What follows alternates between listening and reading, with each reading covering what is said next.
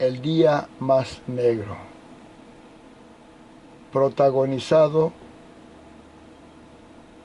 por este narcodictador corrupto, anticristo asesino,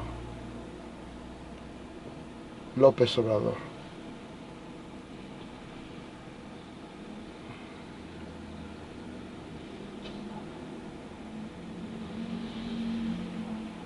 No somos iguales, repetía ayer en el Senado el exgobernador de Oaxaca, Alejandro Murat, que días después de entregar su estado a Morena, dejó su partido, el PRI, para integrarse al oficialismo. Le pagaron con una gubernatura. No somos traidores, decía Miguel Ángel Yunes Linares. Minutos después de rendir protesta como senador en reemplazo de su hijo Yunes Márquez, y luego de entrar al recinto ovacionado por los senadores de Morena, que fueron hasta minutos antes sus enemigos declarados. El senador Daniel Barreda no se presentó a la sesión porque su padre fue detenido la madrugada de ayer por la policía de Laida Sansores en Campeche para presionarlo y que no votara en contra de la reforma. De paso, detuvieron a dirigentes estatales de Movimiento Ciudadano.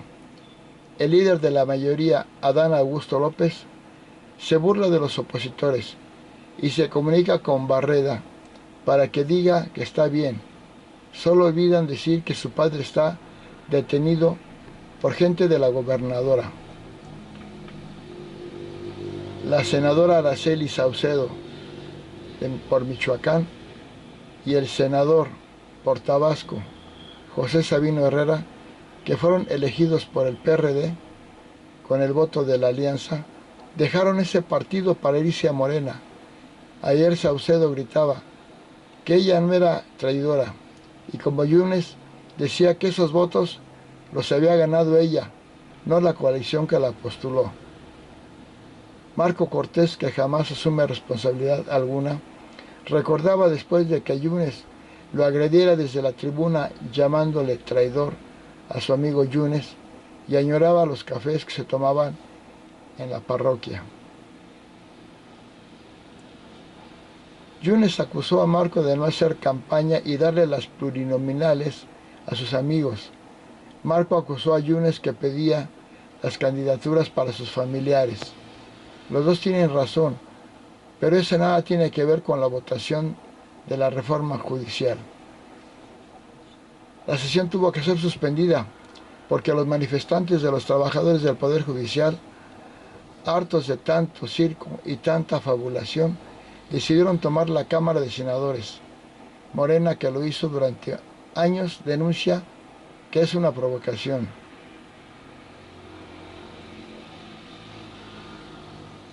Horas antes, el presidente del Senado, Gerardo Fernández Noroña, trataba de convencer en forma absurda e ilegal que la mayoría calificada en el Senado no era de 86 senadores, como establece la ley, y hasta los documentos de gobernación, sino de 85, porque el 66% de 128 es 85.3.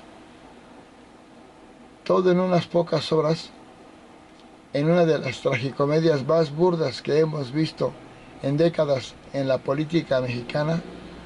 No se trata ni siquiera de posiciones políticas, ni de discutir el indefendible contenido de la reforma judicial, sino de confirmar que desde el poder se estaba decidido qué hacer, cualquier cosa para que se apruebe la reforma.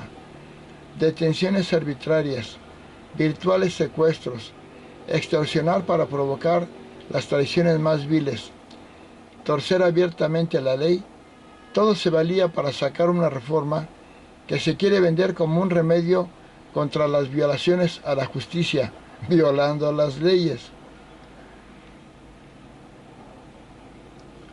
extorsionar, traicionar a cambio de beneficios legales, detener arbitrariamente a familiares de senadores, son todas las formas de corrupción y prácticas ilegales.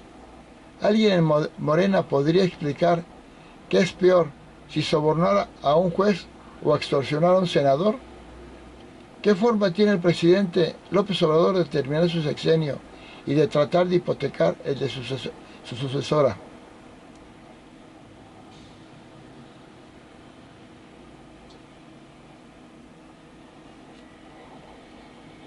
Abajo. Ni siquiera era necesaria la reforma para poder tener control sobre la Suprema Corte. Con la salida del ministro Luis María Aguilar en noviembre, Morena podía terminar imponiendo un ministro o ministra más que lograría frenar cualquier decisión de inconstitucionalidad. Entonces, ¿para qué este desaseo, esta inducción a una crisis de pronóstico reservado, de imponer reformas que no tienen más sentido que demostrar quién ejerce el poder? ¿Qué forma de encuerarse políticamente, de demostrar que no son iguales a los del pasado, sino peores? Porque aquellos, los del pasado, por lo menos cuidaban las formas y trataban de respetar los tiempos políticos y legislativos. Esta legislatura ni siquiera tolera la burla. En segundos el mismo que llamó ladrón, loco, vividor del sistema, inútil al presidente López Obrador, era recibido con ovaciones por los senadores de Morena, el Verde y el PT, porque cambiaría su voto en el Senado. El mismo que dijo que el presidente se toparía con pared contra él por sus convicciones, las abandonaba en una poca graciosa huida. ¿Qué queda al final? Una sensación de vergüenza colectiva por el espectáculo en el Congreso y por la promoción realizada desde el mismo Senado en favor del hijo del presidente, Andrés López Beltrán, no solo para convertirlo en dirigente de Morena, sino como presunto aspirante para el 2030, un sinsentido convertido en pesadilla.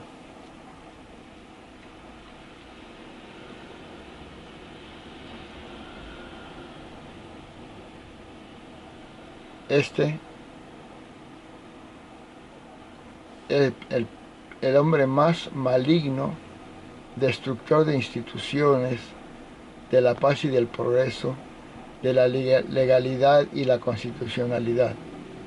Este anticristo asesino, narcodictador corrupto, delincuente mentiroso, destructor vengativo, rebelde maligno, es el engendro del mal, es el anticristo embaucador. El día más negro lo protagoniza el hombre más negro. El peligro para la humanidad, ya no para México, para la humanidad, porque es el anticristo. Manuel López Obrador, su sigla de nacimiento es malo, que él se cambió a AMLO, porque es el malo, el anticristo maligno. Te vas a pudrir en el infierno, maldito, por destruir a México y por ser el mayor asesino de México, López Obrador, el mayor asesino de México, asesino de personas, empezando por tu hermano que asesinaste directamente, asesino de personas, asesino de instituciones y asesino del medio ambiente. Te vas a pudrir en el infierno, en la cárcel, y no sé por qué no estás en el manicomio si eres un psicópata, esquizofrénico, paranoico, narcisista, mitómano, loco en pocas palabras, López Obrador, loco.